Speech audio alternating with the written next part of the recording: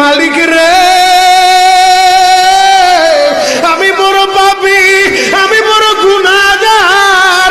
ও দয়ার আল্লাহ, আমি 10 বছর তোমার গোলামি করি নাই, আমি 20 বছর গোলামি করি নাই। আল্লাহ আজকে মনিরুল ইসলাম শরীয়তপুরি আমার ভাই শোনা গেছে তোমার বন্ধু বানাইলে ওই জান্নাত পাওয়া যাবে। মালিক রে, তুমি আমারে দাও না মাফ কইরা। যুবক রে, যদি কেউ আল্লাহরে বন্ধু বানাইতে পারে তার কোনো আর চিন্তা নাই, তার চিন্তার কারণ নাই গো বাবা।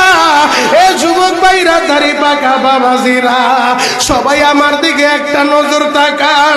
এই যে দেখেন আমি হাতের ভিতরে আহারে টিস্যু দিয়া কাফনের মতো একটা দৃশ্য বানায় ফেললাম। এমন একটা কাপড় আপনার শরীরে একদিন উঠে যাবে, আমার শরীরও একদিন উঠে যাবে।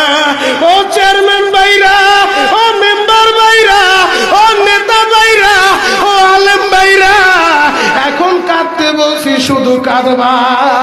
জীবনে কত জায়গায় আমরা গোসল করলাম, আহারে কক্সবাজার ঘুরতে যাইয়া সমুদ্রের ভিতরে গোসল করলা, কুয়াকাটায় ঘুরতে যাইয়া সমুদ্রে গোসল করলা। এই যে মাদ্রাসার পুকুরটা ভরাট করছে মসজিদের জন্য, বিশাল বড় ময়দান এখন হয়ে গেছে। এই পুকুরের ভিতরে কত মানুষ গোসল করছে, আবার পিছনে একটা বিরাট পুকুর হয়ে গেছে, ওই পুকুরে কত মানুষ গোসল করবে। ও সোনামুখীর বাবা গো, তোমার বাড়িতে নিজের টিউবওয়েলে কতদিন তুমি গোসল করছো, তোমার বাড়িতে দামি একটা গোসলখানা বানাইছো, বিদেশি ঝর্ণা লাগাইছো, ওই ঝর্ণার পানি দিয়ে তুমি আর আমি গোসল করি।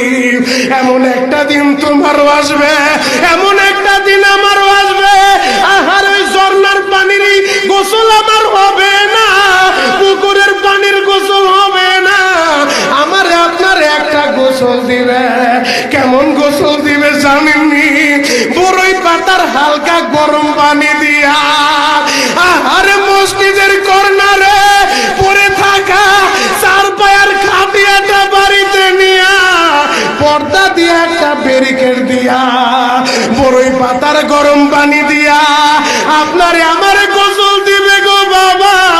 ওই গোসলটা যেদিন দেওয়া হবে, আহারে এরপরে আর দামি কাপড় পরতে দিবে